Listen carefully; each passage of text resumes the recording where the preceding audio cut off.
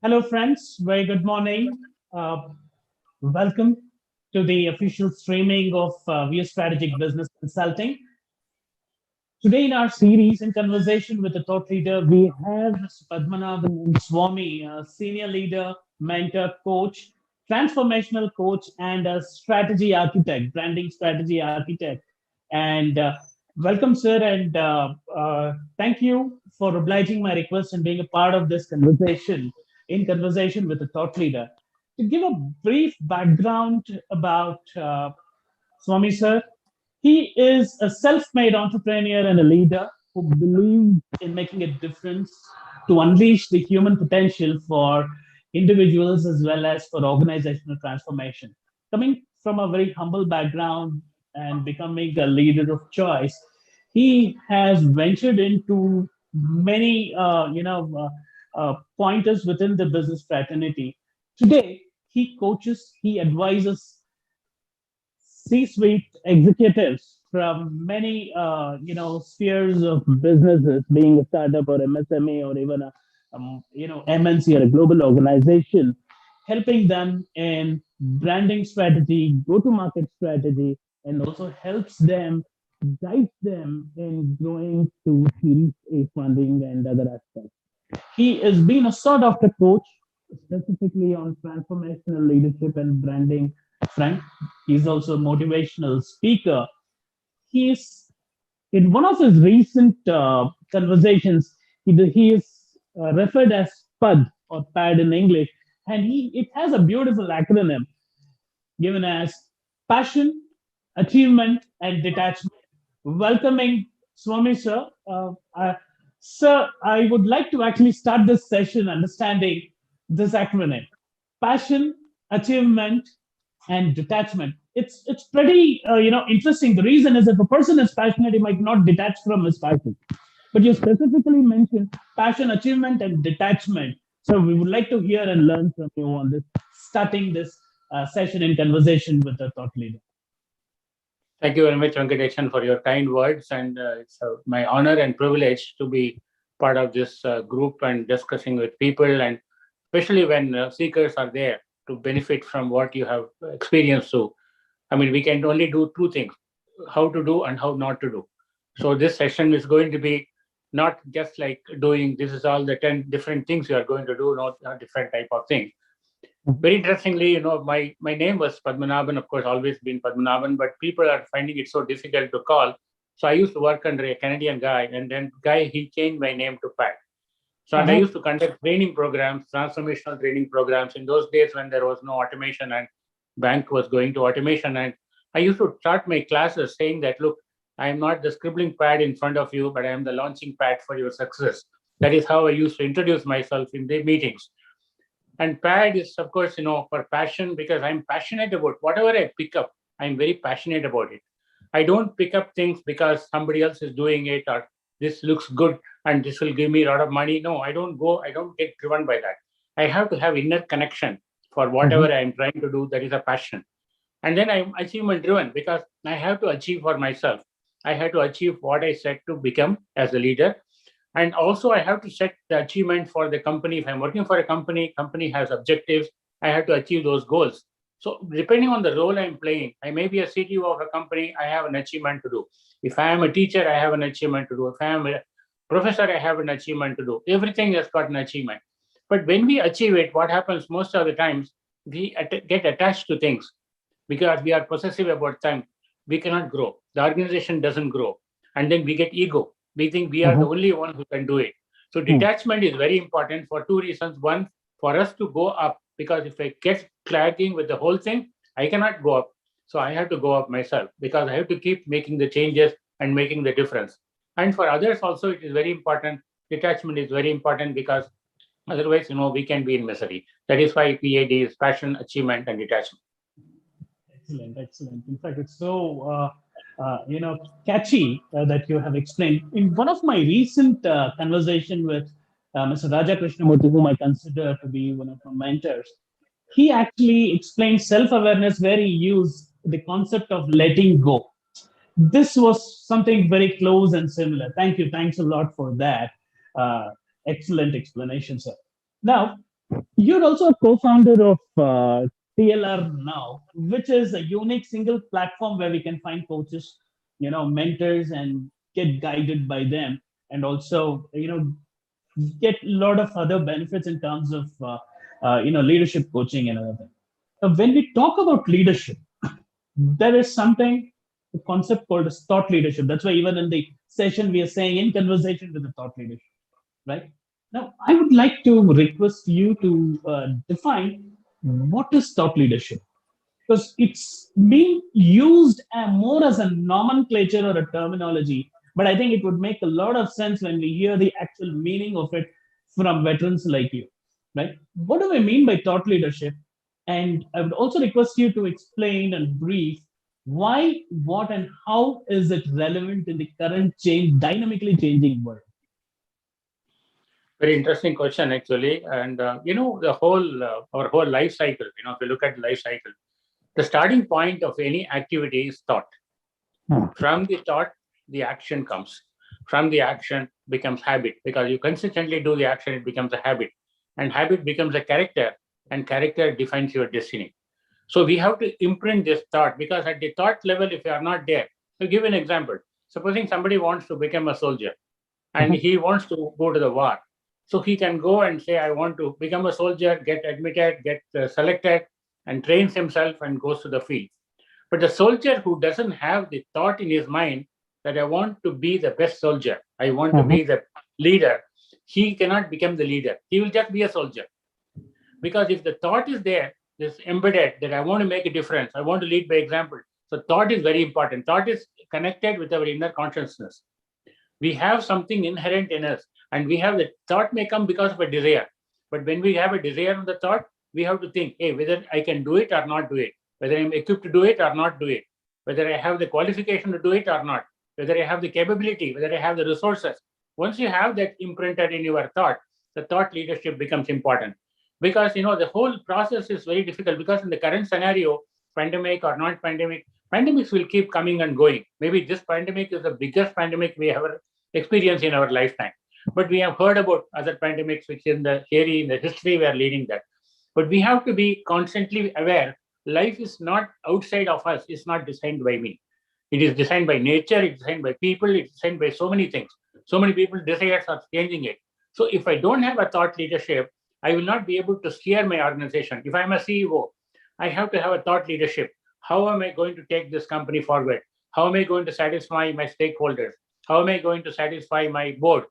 So how am I going to satisfy myself? If a leader thinks, oh, I want to achieve this following 10 things, no, nothing will happen in that organization. So thought leadership is very important because everything starts from the thought. Everything is starting from the thought. And the thought has to be right. If it is not right, we will be going in the wrong direction. So that is why the thought leadership is relevant. Now, the challenge will come in somebody's mind, oh, I did not think about all this.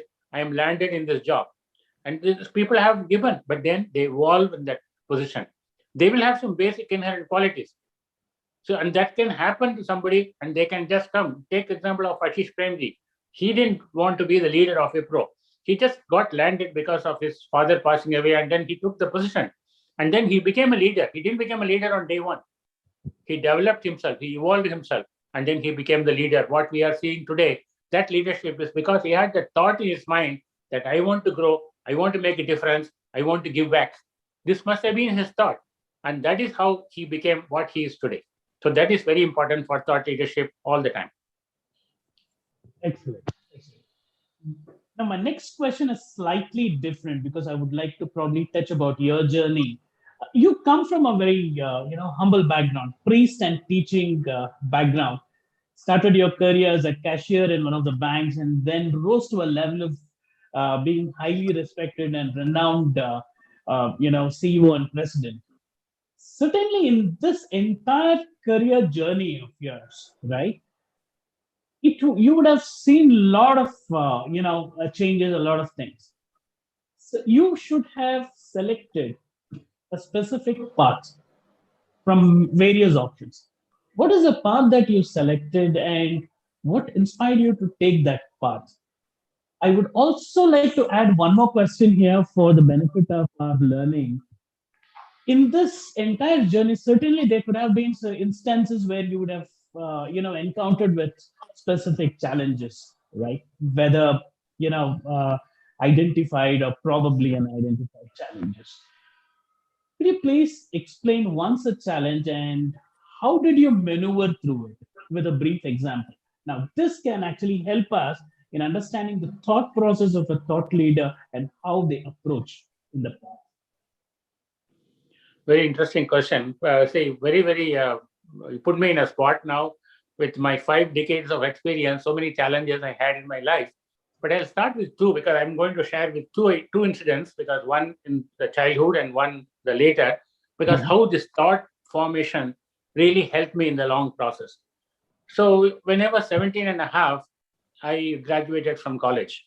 So very young age. And then, when I was 18, I lost my father. So my father was my inspiration, and he was the only one in our family who had some business because he had a school. He set up a school of his own. Otherwise, all my I'm the seventh generation of priests, some teachers and all, but I don't do all those things. But I'm from that kind of lineage. But now what happens when I lost my dad? Of course, I got the job. I was in the job in Bank of India, was my first job. And then I was getting 247 rupees, 50 paisa. People in India audiences can relate to this, what I'm talking about. But in US terms, it's $3 a month. A lot of money in those days, okay? I wanted to retire when I get 50,000 rupees in my bank. I said I would retire. I'm not interested in working. This was my thought process at that time. So now when my father passed away, I said, no, I don't have an anchor. I don't have somebody to go back to, even to check and decide. So, and then I realized that my whole mission was in my mind. I studied because my brother told me, go and take up this job, because if you work now, maybe later on you can go and study for your master's or something like that. You'll be able to pay for yourself. So otherwise you will not do. Don't waste your time. This is not your cup of tea. Come and learn something completely new. And this was a big story because I have a video on that. Actually, you can listen to that later. But the whole process is that I realized that if I want to make a difference, if I want to lead by example, the only way I can do is learn to lead. A very important aspect for any leader, anybody, whether they are in the role or they are CEO, they have to remember this. Always learn to lead, because the position you are put, unless you are a doctor or a lawyer or engineer, you studied for the job, you are going to do that job. Otherwise, all the other jobs, management jobs, startup specialists, whatever you are coming, you are not going to do what you studied for. The completely world is different, things are different. You are going to put your capability into something. So learn to lead is a very important aspect that's helped me in all my 5 decades of experience in various jobs. So when in this process of journey and I was doing it, and always I am thrown into situations where I do not know any background on that. Whether Mhm. I became a management accountant in Middle East, I was teaching people, I was writing an accounting manual, or I'm teaching the local people who don't know English, and I'm teaching them in English about how to automate the bank, or I'm coming to the India and talking to the Reserve Bank or different thing, representing Department of Electronics to the international world, taking the bankers for so many things I have done in my life. So that is not about me. So the learn to lead is a very important aspect. So I was in Citycorp. Now, Citycorp had in India, of course, when they have subsidiary, and they have a software unit, and we had 300 employees at that time when I joined. And I was joining them as head of sales, but setting up into marketing. That was my forte. But after a couple of years, I was moved to, because they keep rotating people into every 2 years into different roles. From a profit center, I went to a cost center. I was given Mhm. responsibility for training. They were looking for a dean for the training institute, and they were looking from IIT deans and everything, because these are all top organizations and they have only IITs and IIMs only can join Citycorp. And then they are looking for this kind of people to be a dean, and I was given this role. I have no idea. First of all, I have to teach the class. And my mandate was they want to increase productivity by 20% of the people who have no idea because I'm not a technical person.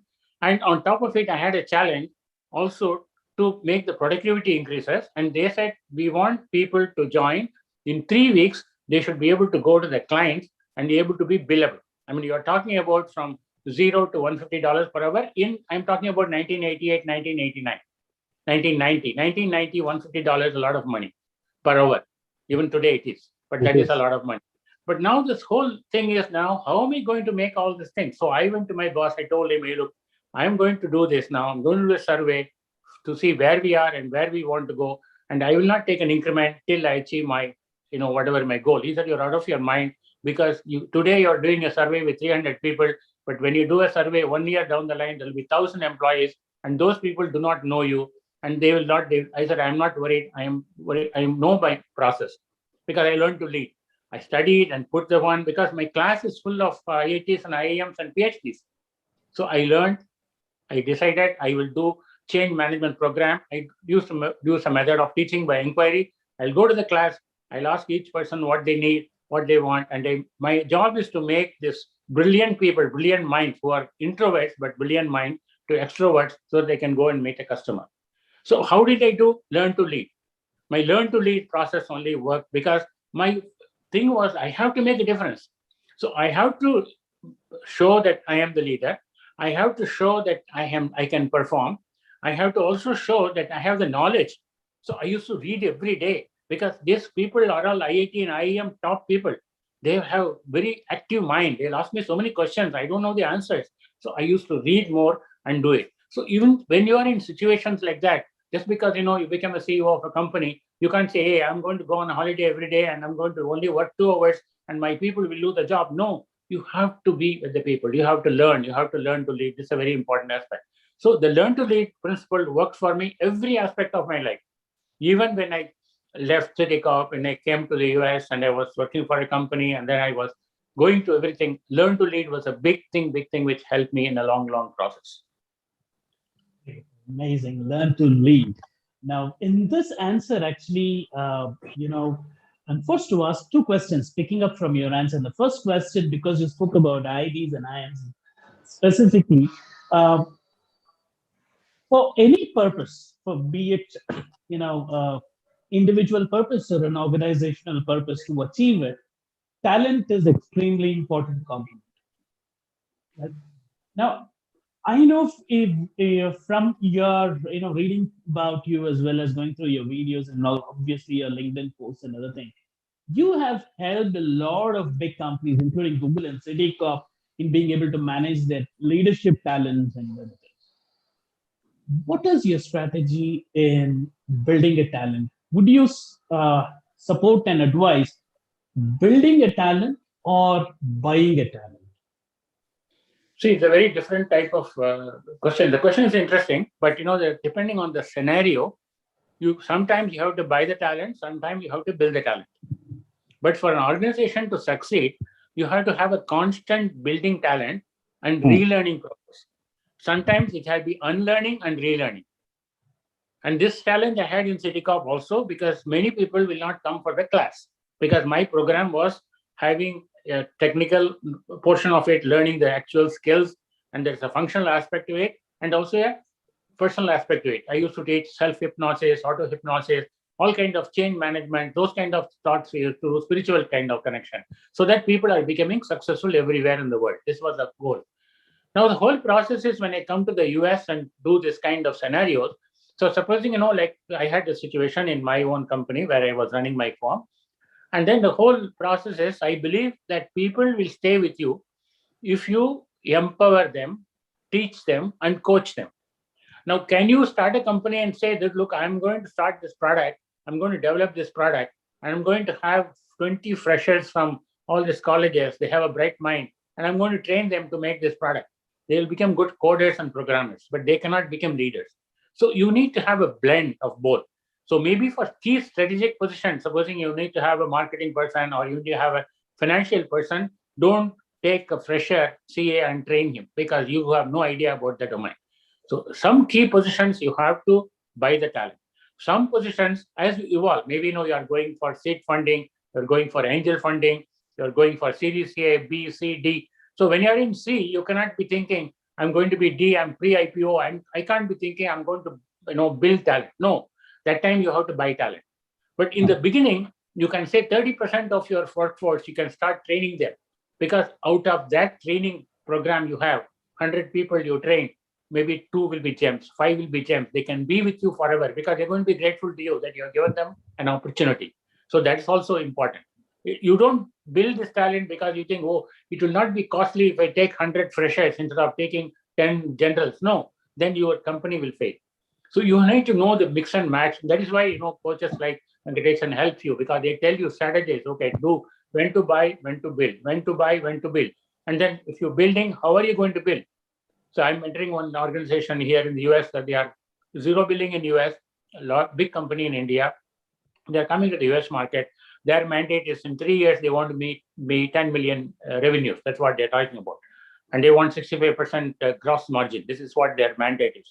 So they given me, I told them, I'll train your people. Don't hire people in the market. I told them, I'll train your people. So I had a boot camp. I had a 3-week boot camp, virtual boot camp, and 22 people were in the class. And now from there, we have picked up 7 or 8 gems. They are going to become future leaders of the company. But this can happen if the organization is willing to wait for the results. But if you're in a situation where you need immediate result, you cannot be building talent. It is very, very difficult at that time. But the learning should never stop, because the constant relearning, unlearning, relearning. Yesterday, there was no AI. Today, AI is there. Today, cloud is there. Today, so many things are happening. Robotic automation. Right. And people will change. Now, how do I change? I mean, I have mentoring one company, and they are in 3 product lines, and they have one product. They want to build an RPO. I said, yeah, don't do the RPO like everybody else, because then there's only a P&L. Build something different. Build people and convert into robotic process automation. He said, no, Pat, I will be losing 100 people. I'll hire, I'll lay them off. I said, no, you don't have to lay them off. They will be using different things. Train them to become somebody, and then replace it with RPA. Then your profit margin increases. Then customers also is going to get benefited with that. So the thought process, I made his thinking process completely different. So when his thought process changed, he's got onto it, and he says, yes, this is the way I want to go. This is the procedure I'm going to do. So buying and building talent, both are good, but you build depending on where you have the time and how to build. But buy when you have the ready-made thing, you have to go buy, you have to buy the talent, because you have no choices about it. Because if you're going to go exit IPO, you're in the final IPO stage, you have to have IPO attorneys. You cannot be getting somebody and train them at that time. Right. So situational leadership is very important, because you can't say from I have a thought leadership, I always believe in building and delivering. That thought leadership will not work in situational leadership. We have to be flexible. We have to change. That is why I always say change is opportunity, not a threat. Opportunity for everybody, not just for myself, for everybody.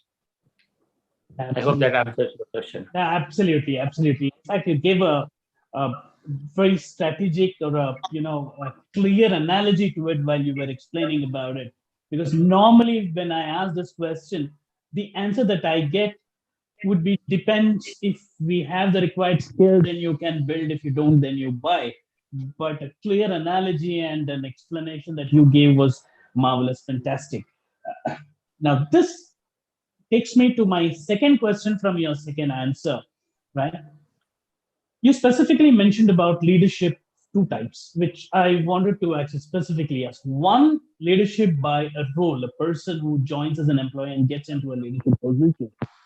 And there is a leadership from the entrepreneurial mindset, who is an entrepreneurial mindset. Now, normally what we get to see specifically in organizations, role-based leadership, the way they behave or the way their traits are, displayed, or the way they approach to certain situations are slightly different, or I would say in specific cases are completely contrastingly different from the way an entrepreneurial mindset leaders they come out with, right? Now, you have seen both, and you also coach a lot of C-suite executives who come from an entrepreneurial mindset, as well as who are grown within the thing as an employee-based leadership. What would you see as a responsibility, or how should we understand these 2 approaches? what would your advice be, and what do you see as a difference? What kind of responsibilities are required in both this set of leadership, employee-based leadership as well as entrepreneurial based leadership? See, what happens is in the whole scenario is that we are all driven by some goal.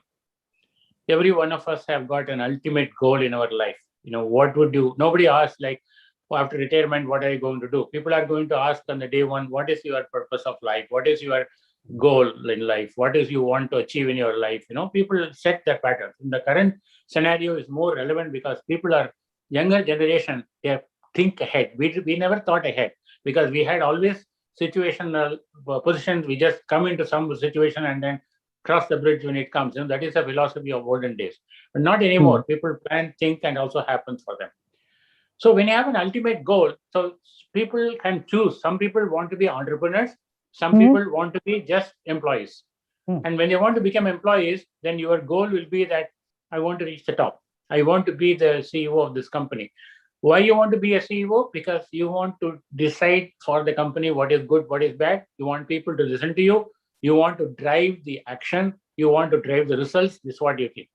But that time, of course, when you think about that, you may not know that what are the negatives of that role, because even if you are the CEO of a company, you are not the owner of the company. So you are not going to get the full freedom what you are thinking, because you also will be responsible at every stage for some deliverables which you didn't think of, because you only look at the guy, oh, my CEO is having a Rolls Royce or my CEO is having a Audi, so I want to go become a CEO. He doesn't make good decisions, I can make better decisions. This is what our thought process goes. But so the role of a responsibility of a leader of that nature, because I am looking achievement driven. See, when I'm in a role, an employee situation, I'm achievement driven, I'm task driven. Maybe I'm going towards the company's philosophies and succeeding, because all the time I'm thinking, when can I become a director? When can I become a CEO? When can I become a VP? This is my thought process going on in your mind, because I want to get more pay, better this one, better salary, more kind of thing. Because we don't think, oh, I will have more holidays. No, we don't think Hmm. that way. We just go in this path of going to this one. But when you compare that with an entrepreneur, somebody who has got an entrepreneur mind will be thinking not just about himself or herself. They will think about, what can I do to make a difference? What can I do to lead by example? What can I do to make this as a big thing so that it will benefit much more people? Hmm. So, Narayan Murthy, classic example. He thought about, how can I benefit my people? How can I benefit the community? He didn't think that, okay, I will start my own company and I'll become a CEO, then I'll go and live in the United States and I will not bother about India. He didn't think like that, because he was thinking about his people. But there are people who became role, and in that role, they want to take the next level. I want to become this, I want to become that. They never thought of starting their own company. Maybe they do when they retire, but not when they are in the working. They want to reach the top. So the roles and responsibilities is there, because when you are going to be in that role of being and wanting to become the ultimate goal, you have to have three goals: immediate goal, interim goal, ultimate goal. Ultimate goal is what you want to become or what you want to do. Hmm. Interim goal will take you to the ultimate goal. Immediate goal could be need of a job, because you're not laid off, you want to look for the next job. That time you're not thinking about becoming CEO, you just want a job. So people go driven by that. The responsibility at that time, if you want to go for individual successes as a role model of this one, you have to be leading by example, because in your own organization, if you do not get good support from your team, you cannot become the leader who will be respected. You can't become a leader, not a dictator. You can't just go be a leader and everybody listens to you. No, it doesn't happen. But when you are having a thought process that you want to be a leader, you want to make a difference, you get thrown into that. But now sometimes what happens, there's a destiny part, right, in this whole process. You may not be thinking, I want to become a leader. You want to make a difference. I want to develop the best product in the world. Sometimes you get aligned with companies which is having the same thought process like you have. And when you get that alignment with that company, what happens is, even as a role model, even as an individual achiever, you become somebody. Sundar Pichai, classic example. He had a thought process, he had an idea coming from a different, diverse, very poor background. And then he had this ambition to do certain products and certain things, want to touch this technology to touch the world. And if you look at Google's mission statement, They want to develop technology which will affect the whole world, which will impact the whole world. That is their philosophy in life. It synced, it connected, and he was able to put his best to that company because in that environment, he was able to thrive and flourish and become the top CEO of the world.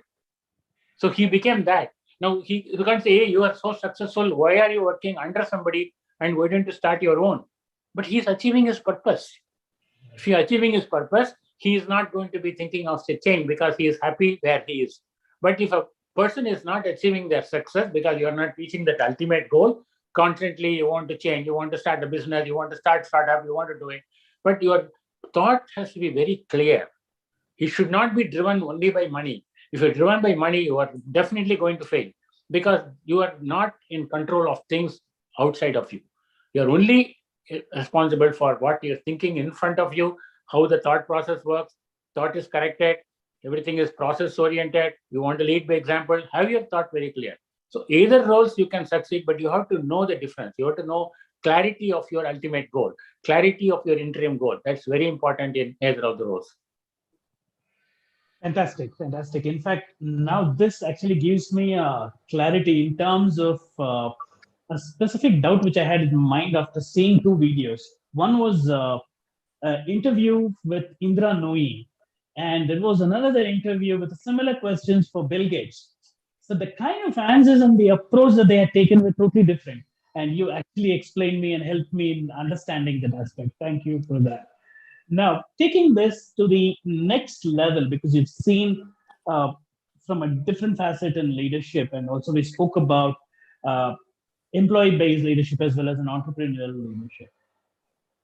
You, as an advisor or an investor or a CEO or probably a mentor, be it anything, what is that one crucial thing which is extremely important for an organization? Is it the revenues? Is it the profits, market capitalization, or shareholder value?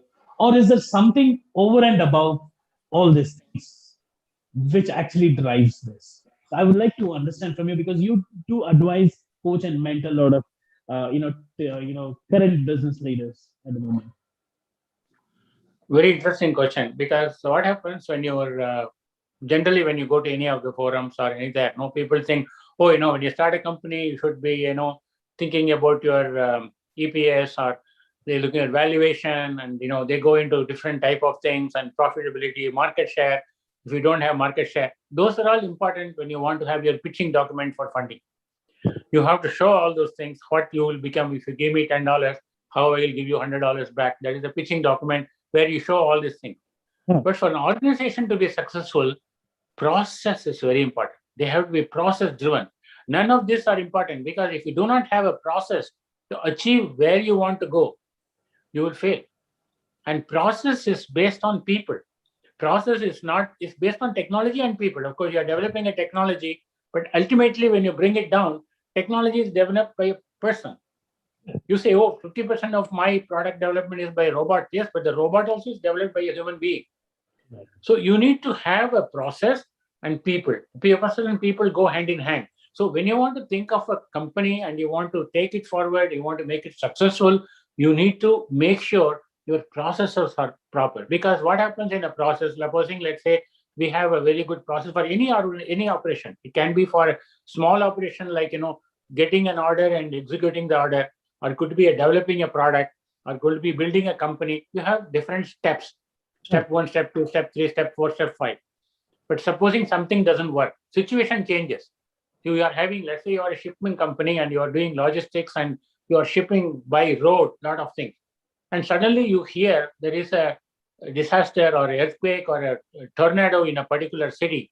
And so your trucks cannot go. So if you are not set a process, what will happen is you will be thinking, how the hell I'm going to change this now? I have all these 100 or 1,000 trucks stuck everywhere with products which are perishable. What is going to happen? But if you have a process, you know where to go and change the process. So that is a very important aspect. That is why AI and all is very, very powerful, because they are able to instantaneously correlate to things and then make changes. So that is a very important aspect for knowing that one, because process-driven organizations succeed very fast, because when there is something to be corrected, they can go to a particular process and change the direction. So for any organization, whether you are looking at that, everything is important. Is it important? Market share is not important. Everything is important, but that depends on what you are wanting to do. If your organization to succeed, process is important. If your organization to succeed, you have a thought leadership, people who are key persons. They should be qualified to do the job. They should be driven to do the job. They have to be in sync with the company's thought process. Otherwise, they will not be able to succeed. The company will not be able to take it forward. But all these other criteria which you mentioned about, all these are all important for a pitch document. Because when you want to pitch for funding, why should somebody? They can't buy, like, somebody came for a help in funding. He wanted $2 million. And he said, I have only 1 week. I told him, you go and find your own funding. I told him, because I can't guide you. Then I told him it's going to be very difficult. You may get maximum $50,000. And that's what happened. After 3 weeks, he got only $50,000. So he asked me, what am I doing wrong? This is my pitch deck. I said, no, your pitch deck is not the problem. The way you present the pitch deck is a problem. The way you show your passion is a problem. You show what this product will do in the market is a problem, because you are not articulating that. You're articulating something else. If the investor is going to think, if I'm going to invest in this product, looks good, but this leader is not good, I can't invest with this leader. So that's a very important aspect. So the pitch document has to be very good. It's all very go-to-market strategy, whatever you can talk about, but very important to remember that. So in a nutshell, process and people, very important for any organization to succeed. But all these elements you said are very important for success of the company, to get the funding, to get the market share, to get the business going on, and also satisfy your stakeholders. Your stakeholders in a company is your employees as well as your customers. Both of them are your stakeholders. So you have to be responsible towards them. That is what is important. Brilliant, brilliant. In your current answer, you specifically mentioned about qualification. A person need to be qualified for a particular position.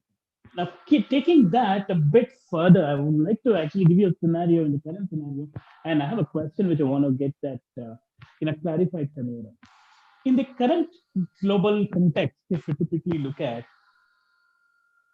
India has the maximum percentage of youth population. As per UN report, it is 65% of the population in India. Their median age is at 42 years, and around 80% of this population is saying it is wavering anywhere between 24 years. Now, this is a pretty youth population, and today, considering the kind of business models and other things when we typically look at, I think we need to look at a young talent coming from millennials or Generation 7. But the business leaders, whenever we speak to them, right, they always say we have a maximum educated population, but we don't find an employable skills within them. Now, if skill is what is important, I know you have answered briefly in one of the previous questions, but if skill is what is important, is there a possibility why not the organization recruit people and train them on skill if they're trainable? Because it's a trainable skill. They can train them and then be deployed, having a proper plan. What is your take and your thought on it? You have a maximum young population who are also educated, having good university programs, and they come out qualified, but they seem to be not having the required employable skill. There is a kind of a gap between. How do you think that this can be bridged currently as well as for the long term? Looking at the long See, term. it's a combination of multiple things, because when you are running a company, many organizations do train. Actually, they are not that everything they are only by getting. They don't have time to train and all. For certain jobs, no. So Tata's, TCS do a lot of training. They have a lot of people. TCS, Infosys have got their own university. So they do a lot of training for people. They take freshers and train them and put them into that one. In Indian scenario, what happens when you are getting people out of colleges, fresh out of colleges? We are driven by marks. We are driven by grades. So people are concentrating on achievement of marks, because if you want to go into IIT, you want to get 98.99%, still there is no chance of getting into IIT. So there's so many issues are happening with that. Everywhere it is only based on marks, marks and marks. So all the other things, other aspects of exposure to business, all these are all ignored because there is no time. Now what happens? A person like that comes to a company. They cannot become productive overnight, and they have to be trained. They have to be cross trained. They have to be retrained. They have to be given this knowledge what it is business is all about. You can't teach somebody when they are graduating out of 21, 22, 23. It's not an age where they will absorb things that fast of things which they don't like. Maybe they're very good in programming, they will learn that. But if you are going to teach them about world, about people management, how you have to behave, when you have to smile, they say, this is not my cup of tea. I want to be just a programmer. That's all I want to become. So they have no idea about domain. They have no idea about the exposure. They don't have about the knowledge. So then people do not have. Now, if I'm running an organization, I want to have 100 people billing. I may not think like CityCorp did that time to ask me this, do this program. Everybody doesn't think that way. People think, okay, no, we want people to be immediately billing, so they don't have time. So they think that we are not going to do it, and they have bad experiences. Maybe they picked 1,000 people from different colleges, and they thought all these people are brilliant, but they were disaster. Why they were disaster? Because they were not guided properly. Why they were disaster? Because they didn't have the right curriculum. They didn't have the right program to encourage them, power them, and do that. That was the problem, not because they were not good. And this problem is there all over India. So no company comes forward. TLR now was formed only for that, because we saw the gap. We said there is a gap between the person who is coming out, because we did a survey and we found out that also it was a Gartner survey. And then it was mentioned that 9 out of 10 MBAs get a job, but they lose a job and they can't get a second job. And we also found out 65% of the people cannot get jobs at all after graduation. So it's a big problem. So we thought there's a gap. We need to address that at the basic level, how to make the people better, empower them before they come out of college, so that when they come out of college, they are picked up by organization. There are so many organizations do this for poor people, but not for rich people, because NGOs are there, like Unnati is there. They do it for different people. And people do train. I don't know if you have heard of this company called Ravature. Ravature is a very big company in the US. And they have, even this year, they are hiring 1,000 people. What is the qualification of joining this company? They want either fresher or 6 months experience. But they have to be US citizens and green card. They won't take people in India. They are looking to hire here. And they will train them. They will train them for 6 months. And then they will deploy them in the market. This is a model they have adopted. They have done for 2,000 people. They are in all the universities here. You go to Berkeley, you go to Stanford, you go to Texas AM. They have a resident there, because they are working with the universities, partnering with the universities. They are a big organization. So there's a whole different concept, which is they are doing it. And companies, when you go to company, will they do that? Yes, they do it. They will do it short program. They'll do constant learning programs. But they are not going to take freshers and then train all of them. There will be a portion of the people, they will be training them. Otherwise, what are you going to do with this population? Where are you going to get your people? Even if I want to hire, even if I am Tata, I am thinking I want to add 10,000 people this year or this month. Can I go and get 10,000 people ready-made? No, it is not possible, because it's expensive. And second is, if I want to train 10,000 people, my customer won't wait. He says, I want a Google Cloud practice architect. He wants a robotic automation engineer. They want a AWS architect. How am I going to find somebody and make them an architect, get a certification and pass? It's like another degree. BS degree with AWS certification has no experience. No, they will not take it. So we need to have a constant process of learning, enhancing, empowering, unlearning, relearning. All those things are required. Plus, we also have to do it. But if companies, any company which is forward thinking, will always have a plan for hiring every year 10% or 20% of their workforce, freshers, and train and make them something different. Then only they'll succeed. Otherwise, the companies will not, they will succeed, but they will not be able to scale up. If they want to scale up, they need to have a constant flow of things to happen, right? You can't say all the things what I want in this world, I want to buy from outside. People sometimes grow something from their own backyard, something they go and get outside. But all the things you want, you can't say 6 months down the line, I'm going to be self-sufficient. I'm not going to buy anything in the market. I'm going to grow everything, but it could fail. So it can happen. So you have to be thinking, balancing is very important. Balancing is very important. Beautiful, beautiful. In fact, the reason why I asked this question is I went to TLR Now website, and also we had a brief chat about it. And around 8 months back, 9 months back, I was actually reading through a report from Conferry that specifically spoke about the by 2030, how the talent deficit is going to view the across the globe. And I actually did a brief video about around 2 months back. It says the world is going to lose, because of lack of talent, lose close to $8 trillion. That's huge. That's huge. But if you typically look at India is one, and West Africa, a couple of parts is one, and then UAE is one, which is going to be in a position from the people aspect. But from the talent aspect, I think there need to be a proper culmination or a partnership, a coordinated effort from the education sector, business sector, as well as from the other industrial sector, so that they develop the talent the way you were actually explaining. Otherwise, we might end up having only people who are certified or MBAs coming from premier institutes, but not having the required skill that are required to grow further or scale to the next level. Beautiful. So now we know that majority of the population, the current population, right? So they are millennials and the generations that are coming into the workforce. And everyone, these people, their mindset is different, their thought process is different, their vision, the approach, they're digitally pretty savvy, and the way they approach things are completely different. They aspire to become leaders. You have seen in your 5 decades in various facets of your journey and also coaching different people.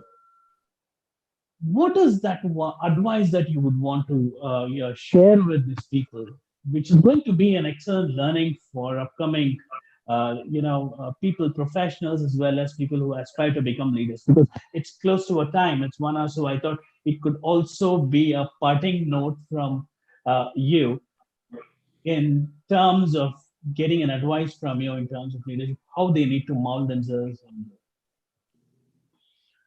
Yeah, excellent question, especially current thought process of youngsters. I see two kinds of people who have coming to professional qualified people coming to jobs. They have a very clear path. One of the most important thing I learned from these youngsters of today is that they want work-life balance, which we never had in our days. Like we always thinking work, work balance. But work-life balance is something they plan, so they are able to think. They have thinking time, they have working time, so they are able to do things differently than what we are doing. So they are more equipped now. But unfortunately, there are other challenges, especially if you are in India. Companies are not ready to take freshers. There are so many other challenges in every company. The problem what I have is, we think if I am a fresher, I want to go and join this company. So this company doesn't have a policy of taking fresher. Even if they take a fresher, they want something of some level. I am not that level, so I won't get the job. But another company is ready to take me. I'm not ready to join that company. So we don't want to try. See, that is another problem we have. We have restrictions. We have COVID, work from home, great. But afterwards, we are specific about location. We are specific about where vicinity we want to go, where we want to hang out. So many restrictions we put for ourselves. So as a person who want to come today, the younger generation want to become leader. So another thing which I was sharing you earlier on in the conversation, that when you want to be in an organization, you want to become the top, don't get driven by what they do, because you have no idea what are the problems in that particular role. So try to learn what is in that job. What does it take to become a CEO? What does it become to become a director? What are the responsibilities? Okay, you don't have to even ask somebody. Go to look for job descriptions.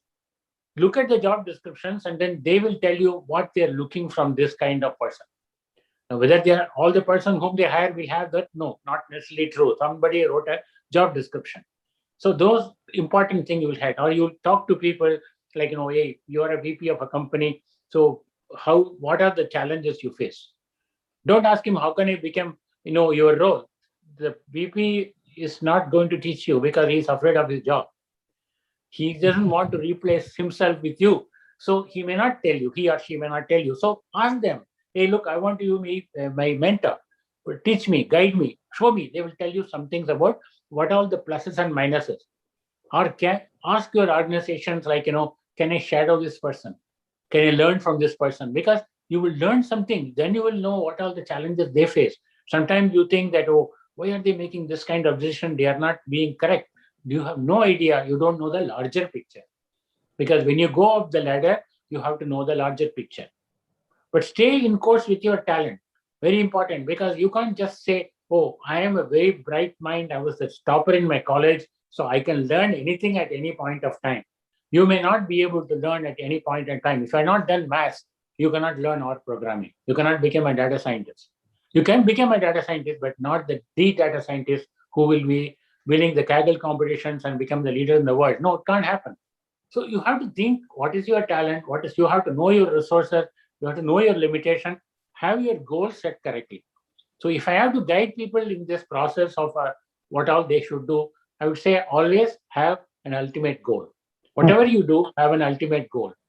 And have an interim goal and have an immediate goal. Immediate goal will be constantly changing, because you'll do this, you'll do that. You want to spread variety and everything. You want to try it out. Whatever it is, you are doing it. But interim goal, when you go, there is no looking back. You are going upward in the path. Either an entrepreneur bent of mind or this bent of mind, you are going in that direction. So it's a very important aspect to do. Second golden principle you should remember, you have to have tolerance towards ambiguity and tolerance towards uncertainty. There are two elements you should be having tolerant. If you want to become a leader in your own organization, or you want to become a leader in your entrepreneurship, or whatever, you become a thought leader, you become a leader in the world, you have to have tolerance towards ambiguity, because things are not cut every time. Things will keep constantly changing.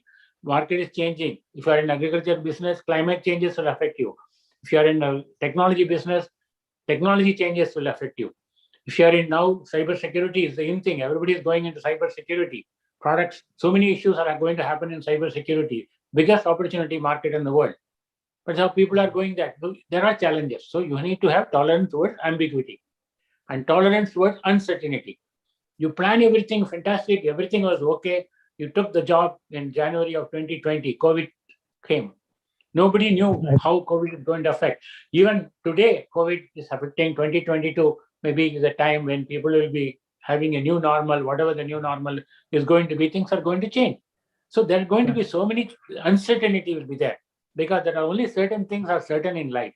Uncertain things is different. If you take a chili and put in your mouth, it's going to be hot. Yes, that is certain. Other things are uncertain. So you have to be tolerant towards uncertainty. So that's a very important thing. Now, how do you keep tolerance towards ambiguity and uncertainty? We have to be grounded. We have to be grounded in our thought process. Very important, because we have to think, is my thought correct? Am I doing the right thing? Am I in sync with my own capability? Am I in sync with my organization's goals, achievement? What is it I want to achieve? Am I in sync with my family responsibilities? Because maybe I am a breadwinner in the house and I have family responsibility. Am I driving that? So we have to be in sync, and being grounded is very, very important. And this one. Two more important things I want to give advice to people. In any business you do, whether you are running a company or you are running a role, top role, there are only two assets in the business: our people and the customer. The rest of it is interfacing. There are only two assets in any business: our people and the customers. The rest of it is interfacing. How you interface, that is very important. So for that, you need to have a clear thought, clear thinking, clear value system of our own. This is how I am. This is how I'm going to be. This is my thing. This is how I'm going to go in my life. This is my personality. This is my character. No matter what happens, it goes. You go walk on the road, you find the tree is swaying with the wind. The wind is swaying. The tree is not getting uprooted, but tree is standing, is beautiful flowers it is giving. You walk and back with a good thing, it is remaining there. Because tree has got its own characteristics. Tree is behaving like a tree. And so it is there. So same way each of us should have our own dimension. And have a mentor. Very important, you need to have a mentor, because you have a mentor or a coach. I'm not talking about me. I'm not talking about TLR now. I'm not talking about Venkatesan. You choose a mentor. That mentor could be anybody, whom your professor could be a mentor, could be anybody. But choose the right mentor who can guide you in your path. Because what happens when you get so many things you want to progress in life, you get attached to our own thinking. You get attached to your own beliefs, and those will not work. You may not like to do something, but you have to get out of it, go to the new direction, because you have chosen a new role. In that role doesn't work. In that position doesn't work. So you have to let go of things. If you do not let go, it doesn't fly. If a kite says, no, I want to be in the ground, the kite cannot fly. But kites race against the wind, not with the wind. So there Right. will be challenges, there will be problems. But when they are there, you have to race above that because your thought process is very, very clear. So that's a very important aspect to remember in this process. So that is a very important aspect. And constant changes will happen because that's why the tolerance towards ambiguity and all these things are going to help you into the whole thing. And ultimately, whatever you want to do, whatever you want to become, stay in connected with your super consciousness. That's very important. You may not believe, I'm not talking about God or anything. I'm talking about inner, you have an inner strength. You have a purpose. You have an inner strength. Connect with that. Not just think always in your mind. Because if you connect with your mind has got so many ideas, so many thoughts, and it will distract you. You have to stay focused, stay with your core strength, stay with your inner consciousness, stay connected. So that way you are able to feel grounded all the time. You know exactly what are your limitations and build relationships. When you go up the ladder, build relationships because when you come down, they are going to be there for you. Otherwise, they are not going to be there for you. If you step on people's feet, step on people's head and go up, finish. When you are finished, nobody is going to look at you. So build relationships. R is for relationships. Build the relationship. Very, very important. And be resourceful. Very, very important. And be humble. When you go up the ladder, be humble. Don't think, oh, I am the best. That is why I achieved it. No. God was nice to me. My people were nice to me. It works for me. I hope it continues to work for me. Have that humility in your mind. Then you will be respected as a leader. People are going to look at you as a master servant. You are not a leader dictator. You are a master servant in any organization. And your stakeholders or your employees, if you are running a business, your first stakeholder is your employers. Employees. Employees are not there. What are you going to develop? Employees are not there. What are you going to deliver? So employees are your stakeholders. Then your customers. All of them are important. This process has to be important. Set your process, set your this one. Nothing can go wrong. Till something can go wrong. But then when you have a mentor, at least the mentor will tell you, don't, nothing is lost. Don't worry. Do this, do this, do this, do this. Of course, it will not work for everybody because see, when you have money problem, financial issues, people are coming after 2 years without a job, 3 years without a job.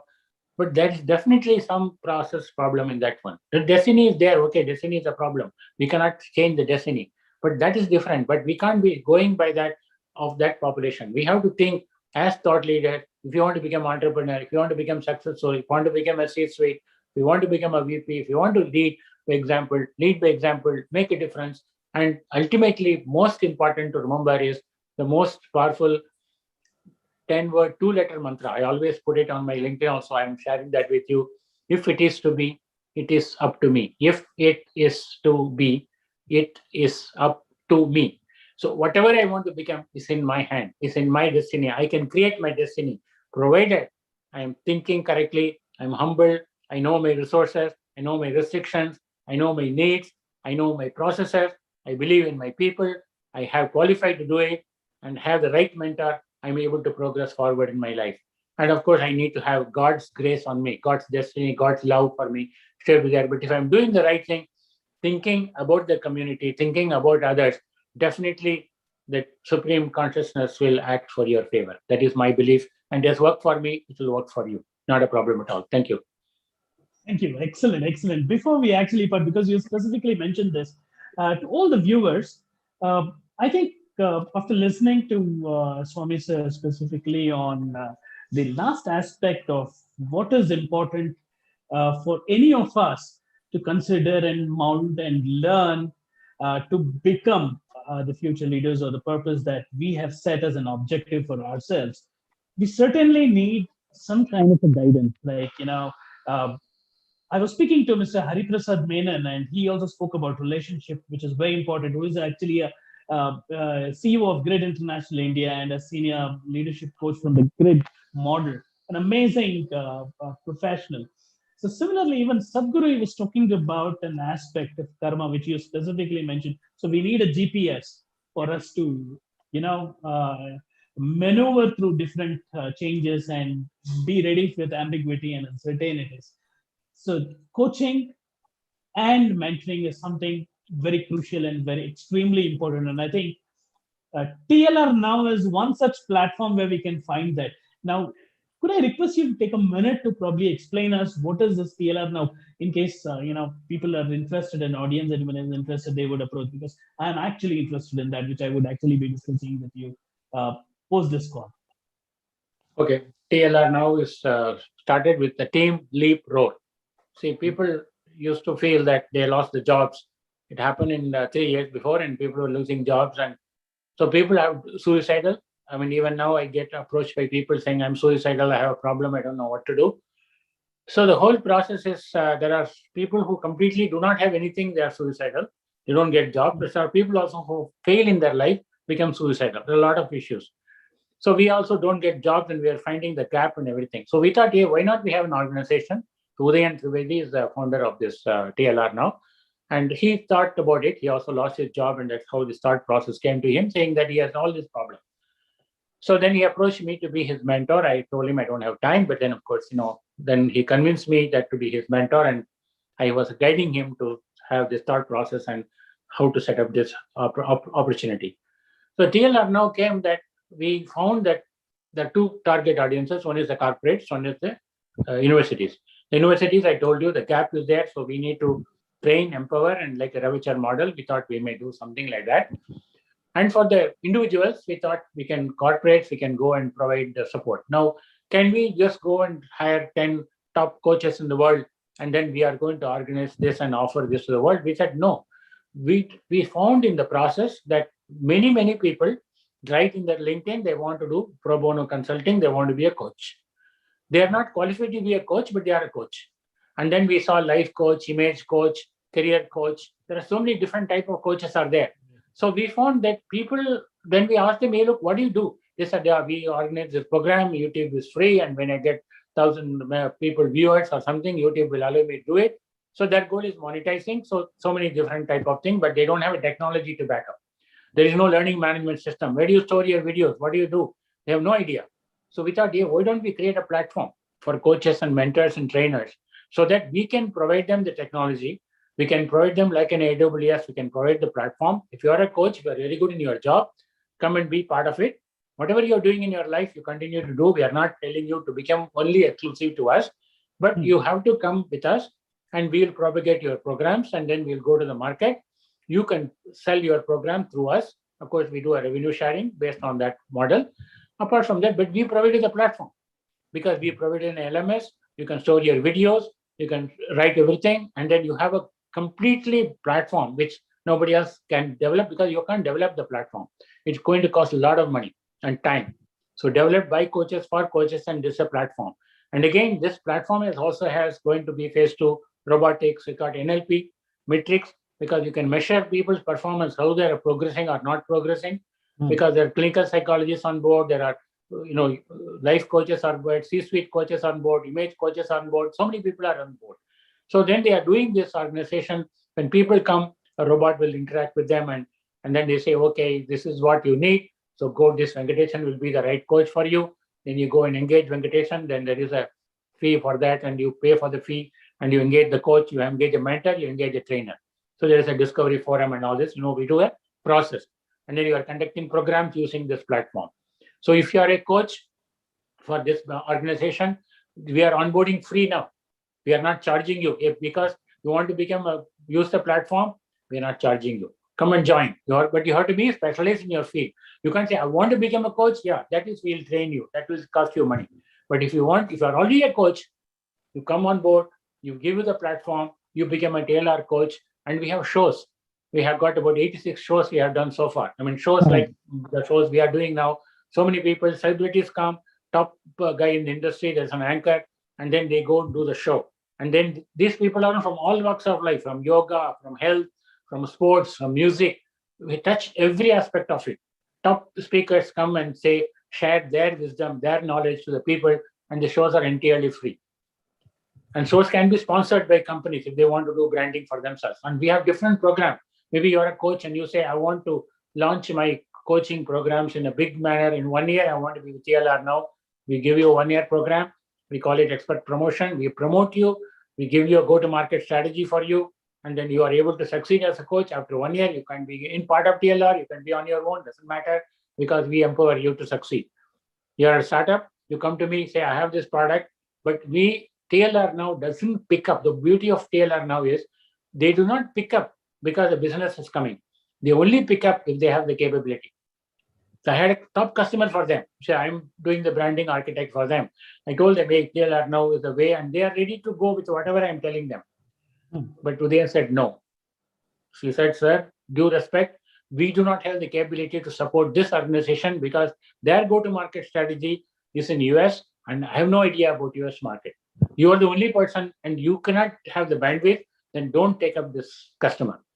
You have the bandwidth, you deal with the customer. Don't involve TLR now because we will lose our name also. We would rather be with people who need us. So very, very clear thought process. So that is how TLR now is very, getting popularity now. Of course, they're looking for funding now to grow because they can do much more than what they are doing. We have a Middle East division is there. We have West Coast all over India. They are there in Nepal. They are in Sri Lanka. They are here. And in US, of course, they have a couple of global growth partners are there. And they're taking forward. US market is different. So they are not coming in the same area what we do in India, because here its acceptance is different. The whole market dimensions are different. So things are a little different here than it is in the Indian market. But TLR now is a team, leap, roar. If you go to TLR now in the TLR now consultants call in the LinkedIn, I think Venkatesan can share you the link, and you can see their videos. All their videos are posted there. A lot of interviews, a lot of valuable nuggets. This is like going to an MBA program where you can learn a lot of things by videos. A lot of shows are there. And a lot of things are. Udayan Trivedi is the brain behind it, and he's in Pune, and he's the founder brain behind that. There are other founders of the company. We have Uday Shankar, who's in Bangalore, and we have Sriram Kumar in Mumbai, and we have Nalin Chandra, who is also a CEO of a global organization. He's in Middle East, he's in Oman. So these are the main directors of the company right now, and they're all running this show to take it forward to the next level, to make a difference for the entrepreneur, make a difference for the individual, make a difference for the student. So this is why TLR now was there and born and continue to grow. Excellent. So superb. It's an extremely purposeful point. Before wind up, I would like to specifically thank you for your time and the valuable notes that you have shared with us. And audience, thank you all for joining us.